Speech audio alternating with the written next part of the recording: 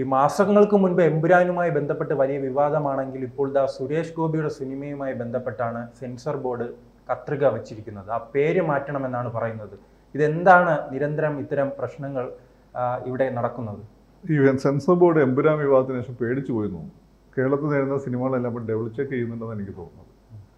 കാരണം എന്ന് വെച്ചാൽ എമ്പുരാൻ അങ്ങനെ വിവാദം ഉണ്ടാവേണ്ട ഒരു സിനിമ എന്നായിരുന്നില്ല. അതൊരു കാര്യമില്ലാതെ വിവാദം ഉണ്ടായതാണ്. അല്ലെങ്കിൽ അവർക്ക് ആ സമയത്ത് തന്നെ ഇപ്പോൾ ചില കാര്യങ്ങൾ BJP RSSനെ ബുദ്ധിമുട്ടിക്കുന്നതാണെങ്കിൽ ആ സമയത്ത് തന്നെ സെൻസർ ചെയ്ത് കളയാമായിരുന്നു. അത് കളഞ്ഞില്ല. സിനിമ വന്നതിന് ശേഷം അത് വെറുതെ കോടിയേരിൻ്റെ മോൻ മറ്റേ ബിനീഷ് RSSകാർ കിട്ടുന്ന മാന്തിയപ്പോൾ RSSകാരല്ലേ RSS ജമാഅത്ത് ഇസ്ലാമിക്കാർക്ക് സുഖമാണല്ലോ ഇവർ CPMമാർക്കൊക്കെ ഒരു മാന്തൽ ഇങ്ങോട്ട് കിട്ടിയാൽ പിന്നെ തീർത്ത് കളയും. അവരങ്ങനെ അല്ല. BJPക്കാരൻ ആദ്യം ഒന്നും മിണ്ടിയിട്ടില്ല.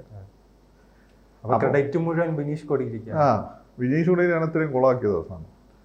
അപ്പോൾ അതുകൊണ്ട് ആ സിനിമ കുറച്ച് ആളുകൾ കണ്ടു എന്നുള്ളത് സത്യമാണ്. അല്ലെങ്കിൽ അത്ര വരവുണ്ടാവുമെന്ന് എനിക്ക് തോന്നുന്നില്ല. അപ്പം അങ്ങനെ വന്നതോടുകൂടി അവരിപ്പോൾ ഡബിൾ ചെക്ക് ചെയ്യുന്നുണ്ട്. അതിൻ്റെ ഭാഗമായിട്ടാണ് ഈ ഇതിപ്പോൾ അനാവശ്യ വിവാദമാണ്. ഇപ്പം ഗുജറാത്ത് കലാപമായിട്ട് ബന്ധപ്പെട്ട് ഒന്ന് അത്തരം സംഭവങ്ങളൊക്കെ അന്ന് പല പിന്നെ നടന്നതായിട്ട് റിപ്പോർട്ട് വന്ന കാര്യങ്ങളാണ് പല കാര്യങ്ങളും. അതിൽ ഗുജറാത്ത് ഒന്നും പറയുന്നുമില്ല. അതല്ല, ആത്മാർത്ഥമായിട്ട് നോക്കുമ്പോൾ അന്ന് നടന്ന കാര്യങ്ങളൊന്നും BJPക്ക് ഒരു വിഷമമുണ്ടെന്ന് എനിക്ക് തോന്നിയിട്ടില്ല, മോഡിക്കും ഉണ്ടെന്ന് തോന്നിയിട്ടില്ല. പിന്നെ അതൊരു വിവാദമാക്കേണ്ട ആവശ്യമില്ല. അത് വിവാദമാക്കിയപ്പോഴാണ് സിനിമ ശ്രദ്ധിക്കപ്പെട്ടത്. ബോംബെയിലൊക്കെ മുസ്ലിങ്ങൾ ക്യൂ നിന്ന് കണ്ടു ഞാൻ കേട്ടത്. ബോംബെയിൽ നല്ല കളക്ഷൻ കിട്ടിയിട്ടുണ്ട്. സൽമാൻ്റെ പടം രണ്ടാമതായിപ്പോയി. ഇതിപ്പം തീർത്തും അനാവശ്യമായ ജാനകി എന്നൊക്കെയുള്ള പേര്. അങ്ങനെയാണ് എത്ര പേരുകൾ. സീതയ്ക്ക് എത്ര പര്യായമുണ്ട്, രാമൻ എത്ര പര്യായമുണ്ട്. പണ്ടൊക്കെ നമ്മളെ സിനിമയിൽ പലപ്പോഴും വില്ലന്മാരായി. രാമൻ നായരൊക്കെ വില്ലൻ, അരിക്കച്ചവടക്കാരനൊക്കെ ഉണ്ടായിരുന്നു പണ്ട്. ഈ ശങ്കരാടിക്കാരൻ ജയിച്ച പല വേഷങ്ങളും, രാമൻപിള്ള വന്നിട്ടുള്ള. അങ്ങനെയൊക്കെ നമുക്ക് എന്തെങ്കിലും ചെയ്യാൻ പറ്റുമോ? ഇപ്പം അർജുനൻ എത്ര പര്യായങ്ങളുണ്ട്? 10 തന്നെ എനിക്ക് തന്നെ അറിയാം. ശിവൻ എന്നുള്ള എത്ര പേരുണ്ട്, ശിവൻ എന്നുള്ള എത്ര വില്ലന്മാരുണ്ട്, വിഷ്ണു. അപ്പം ഇതൊരു തരത്തിലുള്ള താലിബാനിസമാണ്. മനസ്സിലായി? ഇപ്പം സീത എന്ന് പെട്ടെന്ന് അങ്ങനെ പറഞ്ഞാൽ നമുക്കത് മനസ്സിലാക്കാം. കാരണം സീതാദേവി എന്ന് നമ്മളറിയാതെ എൻ്റെ കൂടെ ദേവി കൂട്ടാറുണ്ട്. അതുപോലും ഞാൻ ആക്സെപ്റ്റ് ആണ്. സീതാനുള്ള പേരുണ്ട്. ഇതിപ്പോൾ ജാനകി ഒരു പര്യായം പോലും പറയാൻ പറ്റില്ല എന്ന് പറഞ്ഞാൽ ഇത് താലിബാനിസമാണ്. പക്ഷേ ഇതെങ്ങനെ സുരേഷ് ഗോപിയുടെ സിനിമ തന്നെ ഈ പ്രതിസന്ധിയിൽ പെട്ടിരിക്കുന്നത് എന്താണ്? അവർക്ക് ഞങ്ങൾക്ക് അങ്ങനെ എന്താ ആരോടും എന്താണ് പക്ഷപാതിത്വമില്ല. നമ്മുടെ ഒരു അജണ്ടയുണ്ട്, സാംസ്കാരിക അജണ്ടയുണ്ട്. അതിനെതിരെ ആര് നിന്നാലും സുരേഷ് ഗോപി അല്ല നരേന്ദ്രമോദി നിന്നാലും ഞങ്ങൾ നിലപാടെടുക്കുന്നുള്ള ഭയങ്കര വെടിത്തമ്പി തലവേണ്ട നിലപാടെന്ന് തോന്നുന്നു. സത്യം, നീതി, യുക്തി, അതിനപ്പുറത്ത് ഒരു പോക്കില്ല. പക്ഷെ ഇത് താലിബാനിസമാണ്. ഇത് വെച്ച് ഒപ്പിക്കാൻ പറ്റില്ല. അല്ല, സുരേഷ് ഗോപി ഇതിനെതിരെ എന്തായിരിക്കും ഇനി വല്ലതും പ്രതികരിക്കും? സുരേഷ് ഗോപി നമുക്ക് പറയാം അൺപ്രഡിക്റ്റബിൾ ആയിട്ടുള്ള മനുഷ്യനാണ്. ഒന്നും പറയാൻ പറ്റില്ല. സുരേഷ് ഏട്ടൻ്റെ ഒരു നാച്ചർ വെച്ചിട്ടേ മൂപ്പര് എന്താണ് ഇതിൽ പറയാൻ ഞാനിങ്ങനെ പിന്നെ വെയിറ്റ് ചെയ്യാണ്. അത് അൺപ്രഡിക്റ്റബിൾ. സുരേഷ് ഏട്ടൻ പലപ്പോഴും അതെനിക്ക് തോന്നിയിട്ടുള്ളത്. സുരേഷ് ഏട്ടൻ എന്ന് വിളിക്കുന്നത് വെച്ചാൽ നമ്മളെ ഏറ്റവും കൂടെ ഇൻസ്പയർ ചെയ്തിട്ടുള്ള ക്യാരക്ടേഴ്സ് അദ്ദേഹത്തിനാണ് സിനിമയിൽ. അദ്ദേഹത്തിനൊരു കൺഫ്യൂഷൻ വന്നാൽ അദ്ദേഹം നിശബ്ദനാവും. ഞാൻ അദ്ദേഹത്തെ ഒബ്സർവ് ചെയ്തപ്പോൾ എനിക്ക് മനസ്സിലായത്. അല്ല, കൺഫ്യൂഷൻ ഇല്ലാതെ വെട്ടി തുറന്ന് പറയും. ഇപ്പം ഒന്നും മിണ്ടുന്നില്ല കുറച്ച് ദിവസമായിട്ട് പല കാര്യങ്ങളും. അതായത് കൺഫ്യൂഷൻ ഉണ്ട് പല കാര്യങ്ങളും. അതാണ് അദ്ദേഹം ഉണ്ടാത്ത എൻ്റെ ഒരു വായന. അപ്പം അതല്ലെങ്കിൽ അദ്ദേഹം പ്രതികരിക്കേണ്ടതാണ്. കാരണം അദ്ദേഹത്തിന് ശശി തരൂർ ആകാൻ പറ്റില്ലല്ലോ. കാരണം അദ്ദേഹം ഒരു രാഷ്ട്രീയ പാർട്ടിയുടെ കേരളത്തിലെ പ്രധാനപ്പെട്ട നേതാവാണ്, കേന്ദ്രമന്ത്രിയാണ്, MP ആണ്. സുരേഷ് ഗോപി ഏതൊരു പത്രക്കാരനോട് ഒരിക്കലും ചോദിക്കുന്നത് ആരോടാ സംസാരിക്കുന്നതെന്ന് അറിയും. ആ ചോദ്യം പലരും മളിയാക്കി. ഇതിലും വലിയ മന്ത്രിമാരൊക്കെ നമ്മൾ കണ്ടിട്ടുണ്ട്. സുരേഷ് ഗോപി വെറും മന്ത്രിയല്ല, കേരളത്തിൽ ആദ്യമായിട്ടാണ് ഒരു സൂപ്പർ സ്റ്റാർ മന്ത്രിയാവുന്നത്. അത് വെറും സൂപ്പർ സ്റ്റാർ അല്ല, ജയന് ശേഷം വന്നിട്ടുള്ള ഏറ്റവും കൂടുതൽ ഇളക്കം ഉണ്ടാക്കിയ സൂപ്പർ സ്റ്റാറാണ്. നമുക്ക് ലാലേട്ടൊന്നും അല്ല തന്നെ മതി. ഏറ്റവും പൊളിറ്റിക്കലായിട്ട് ഇളക്കം ഉണ്ടാക്കിയത് ജയൻ ശരീരം കൊണ്ടാണെങ്കിൽ പൊളിറ്റിക്കലായിട്ട് ഏറ്റവും കൂടുതൽ ഇളക്കം ഉണ്ടാക്കിയത് സുരേഷ് ഗോപിയാണ്. സാർ തുടക്കം സൂചിപ്പിച്ചതുപോലെ തന്നെ ഇതൊരു എമ്പുരാൻ ഇഫക്റ്റാണ്. എമ്പുരാൻ പറ്റില്ല. എമ്പുരാൻ ഉണ്ടാക്കിയ പേടിയുണ്ട്. ഈ പിന്നെ ചൂടുവെള്ളത്തിൽ മൂക്ക് വെച്ച പൂച്ച തണുത്ത വെള്ളം കണ്ടാൽ പേടിക്കുന്നതില്ല. അതാണ് അവരുടെ പ്രശ്നം എന്ന് എനിക്ക് തോന്നുന്നു. അല്ലാതെ വിവാദമാകേണ്ട ഒരാവശ്യമില്ല. ആ സിനിമ ഒരു വളരെ ഈ ഒരു റിയലിസ്റ്റിക് ആയിട്ടുള്ള സ്റ്റോറിയാണ്. ആ സംവിധായകൻ എത്ര കഷ്ടപ്പെട്ടാണോ ആ സിനിമയുടെ പിന്നാലെ നടക്കുന്നത്. നിങ്ങൾ സംവിധായകനെ ബുദ്ധിമുട്ട് നിങ്ങൾ കളിയാക്കുന്നത്. അയാൾ അച്ഛൻ ഹോസ്പിറ്റലിൽ കിടക്കുമ്പോഴാണ് അയാൾ എനിക്കറിയാം അയാൾ മിക്സിങ്ങും മറ്റു കാര്യങ്ങളും അയാൾ ഓടി നടന്ന് അത് ചെയ്തത്. എല്ലാവരും അങ്ങനെ തന്നെ ആയിരിക്കും പല കാര്യങ്ങൾ ചെയ്യുന്നത്. അതിനൊരു വില കൊടുക്കേണ്ടത്. ഇത് ഒരു കാര്യമില്ലാത്ത ഒരു വിവാദം. അങ്ങനെയാണ് നമുക്ക് എന്തെങ്കിലും ഇടാൻ പറ്റുമോ? ഇപ്പോൾ ജാനകി എന്നുള്ള ഭാര്യയുടെ എടി ജാനകി എന്ന് വിളിച്ച പ്രശ്നമാവുമല്ലോ ഈ രീതിയിലാണെങ്കിൽ. അല്ലെ അതാണ് ഈ സെൻസർ ബോർഡ് പറഞ്ഞതുപോലെ ആ വിവാദത്തിന് ശേഷം വലിയ ഭയപ്പെട്ടിരിക്കും അല്ലേ? ഒന്നും ഭയപ്പെട്ടിരിക്കും. പക്ഷെ അത് ഇപ്പം ഞാൻ സുരേഷ് ഗോപിക്ക് മോള് കണക്ഷൻ ഉണ്ടല്ലോ, അത് ആളുകളുടെ ശ്രദ്ധയിൽപ്പെടുത്തിയിട്ട് മോളൊന്നൊരു തീരുമാനം എടുപ്പിച്ച് താഴെ സെൻസർ ബോർഡിനും കൊണ്ട് സെൻസർ ബോർഡ് എന്നൊക്കെ പറഞ്ഞാൽ കേന്ദ്ര ഗവൺമെൻറ് കേന്ദ്ര ഗവൺമെൻറ് കയ്യിലുള്ള സാധനമാണ് ബേസിക്കലി. അത് ഈ കോൺഗ്രസ് ഭരിക്കുമ്പോൾ അവരുടെ കയ്യിൽ, ആര് ഭരിച്ചാൽ അവരുടെ കയ്യില്ല, തീരുമാനം എടുപ്പിക്കാവുന്നേ ഉള്ളൂ. ഇതിങ്ങനെ പോകുന്നത് ഇനിയിപ്പം വേറൊരു സംശയം, അത് ഞാൻ ഫേസ്ബുക്കിൽ കണ്ടതാണ്, ഞാനത് കാര്യമായിട്ട് എടുത്തിട്ടില്ല. കാരണം സുരേഷ് ഗോപി ഈ പടം ഹിറ്റായി കഴിഞ്ഞാൽ സുരേഷ് ഗോപി പിന്നെ സിനിമയിലേക്ക് പോകണമെന്നത് ഇത് ഹിറ്റാ സാധ്യതയുള്ള സിനിമയാണ് കഥയെ വെച്ച് നോക്കുമ്പോൾ. അന്നപ്പോൾ അത് BJPക്ക് തലവേദനാവും എന്ന് വിചാരിച്ചിട്ട് സുരേഷിനൊന്ന് ബുദ്ധിമുട്ടിച്ചതാണോ എന്ന് ഫേസ്ബുക്കിൽ ചില സുരേഷ് ഫാൻസ് പറയുന്നുണ്ട്, Suresh Gopi fans, ST fans പറയുന്നുണ്ട്, പേരൊന്നും പറയാതെ.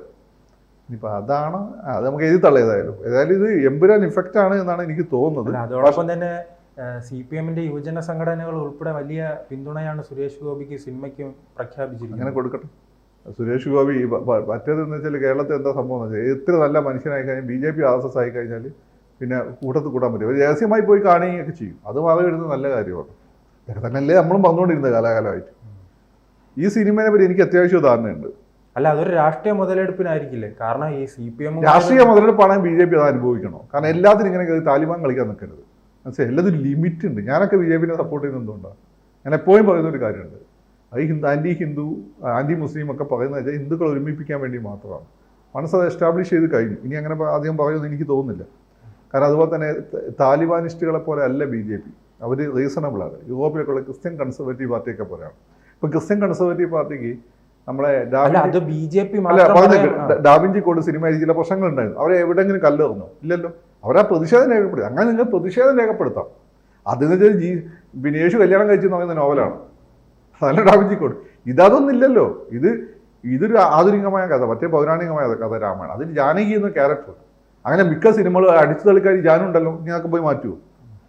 കമലഹാസിൻ്റെ പുസ്തകങ്ങൾ മിക്ക ജാനുവാണ് ഒരു പ്രധാനപ്പെട്ട കാര്യം. കത്തിക്കുമോ?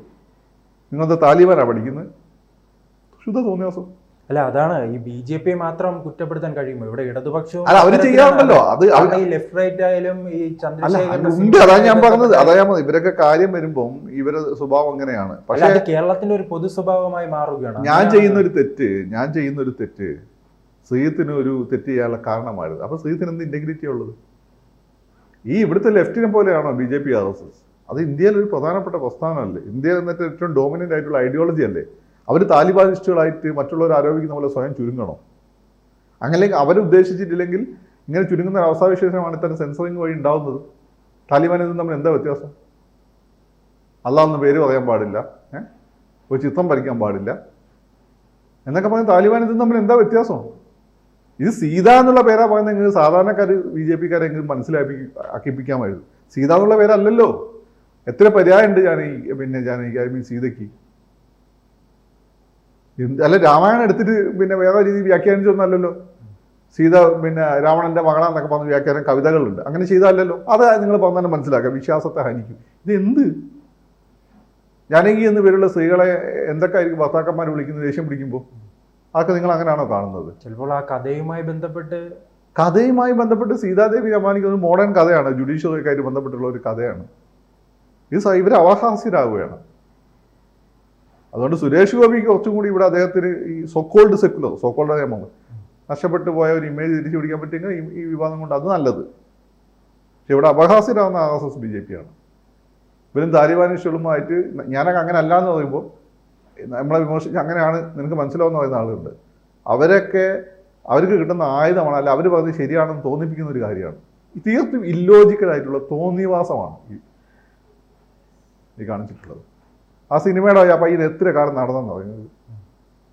സുരേഷ് ഗോപി എന്നെ എന്തൊക്കെ സ്ട്രെയിൻ എടുത്ത് ചെയ്ത സിനിമ അത് ഞാൻ മനസ്സിലാക്കിയെടുത്തോളം കന്യാകുമാരിയിൽ ഷൂട്ട് ഉണ്ടായിരുന്നു. സുരേഷ് ഗോപി രാത്രി അവിടെ ഒരു ഹോട്ടലിൽ, വലിയ ഹോട്ടലൊന്നും ഇല്ല സ്ഥലത്ത്, ഹോട്ടലിൽ അവിടെ രാത്രി മൊത്തം ഈ പറയുന്ന പോലെ വർക്കൊക്കെ നടന്നുകൊണ്ടിരിക്കുന്നതല്ലോ, ഈ ഫാബ്രിക്കേഷൻ വർക്കൊക്കെ ആണ്. അതിൻ്റെ സൗണ്ടിൻ്റെ ഇടയിൽ രാത്രി മൊത്തം ഷൂട്ട്, പകലാണോ അന്നും ഈ സൗണ്ട്. എന്നിട്ട് ഇത് ഷൂട്ടിൻ്റെ ഇടയിൽ അദ്ദേഹത്തിന് ബാക്ക് പെയിൻ വന്നു ഏതൊരു ആക്ഷൻ കാണിച്ച സമയത്ത് പ്രീ ക്ലൈമാക്സിൽ. എന്നിട്ട് അത്രയും സ്ട്രെയിൻ ചെയ്തെടുത്ത സിനിമയാണത്. മറ്റേ സംവിധായകൻ ഞാൻ പറഞ്ഞു, അയാൾ അച്ഛൻ ഹോസ്പിറ്റലിലായിരുന്നു. അതിനിടയ്ക്കാണ് അയാൾ ഓടിയിട്ട് ഈ കാര്യങ്ങളൊക്കെ ചെയ്തത്. അതാ സിനിമ ഒരു കാരണം. നിങ്ങൾ മനുഷ്യൻ്റെ അധ്വാനത്തെ ബഹുമാനിക്കട്ടെ. ഇതൊന്നും പറയേണ്ട ആവശ്യമില്ല. എല്ലാ സിനിമകൾക്ക് പിന്നിലും എല്ലാ കാര്യങ്ങൾക്കും ഇങ്ങനെ കാരണങ്ങളുണ്ട്. ഇപ്പം എനിക്ക് അറിയാവുന്നതുകൊണ്ട് ഞാൻ പറഞ്ഞതാണ്. തോന്നി വാസു. കൂടുതൽ വാർത്തകളും വിശേഷങ്ങളും നിങ്ങളിലേക്ക് എത്താൻ ABC മലയാളം സബ്സ്ക്രൈബ് ചെയ്യുക, ബെൽ ബട്ടണും അമർത്തുക.